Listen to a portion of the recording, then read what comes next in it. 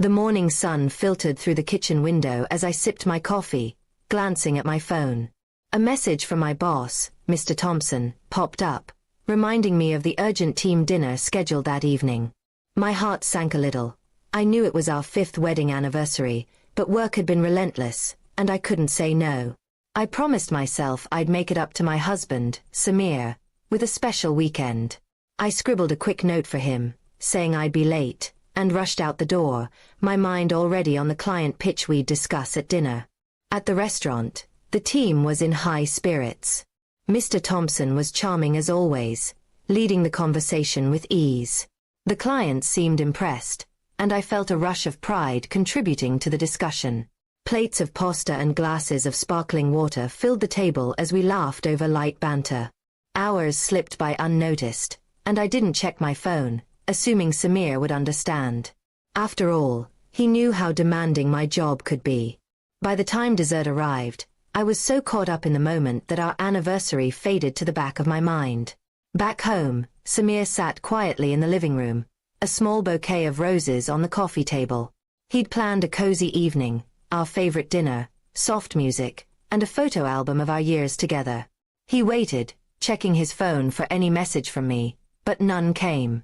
The candles he'd lit flickered low, and the food grew cold. He tried to stay calm, telling himself I was probably stuck in traffic or a late meeting. But as the clock ticked past 9, worry turned to disappointment, and he wondered why I hadn't even called. When I finally got home, it was nearly midnight. The house was silent, except for the faint hum of the refrigerator. I saw the roses and the untouched dinner plates, and my stomach dropped. Guilt washed over me as I realized what I'd done. I found Samir in our bedroom, awake but quiet, his face a mix of hurt and confusion. "I waited for you," he said softly, not accusing, just stating a fact. I apologized, stumbling over my words, explaining the work dinner and how I'd lost track of time.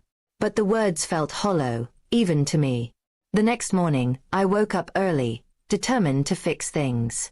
I made Samir's favorite breakfast, pancakes with extra syrup, and sat across from him, trying to start a conversation. He was polite but distant, his usual warmth missing. I knew I'd let him down, and the weight of it pressed on my chest. Over the next few days, I tried to make amends. I left little notes for him, planned a movie night with his favorite films, and even booked a weekend getaway. But Samir's smiles were forced, and I could sense the hurt lingering beneath. At work, I started setting boundaries. I told Mr. Thompson I couldn't do last-minute dinners anymore, and to my surprise, he understood. I realized I'd been letting work creep into every corner of my life, leaving little room for what mattered most. Samir and I began talking more openly. I admitted how much I'd been neglecting us, and he shared how the anniversary had been his way of reconnecting after months of my late nights.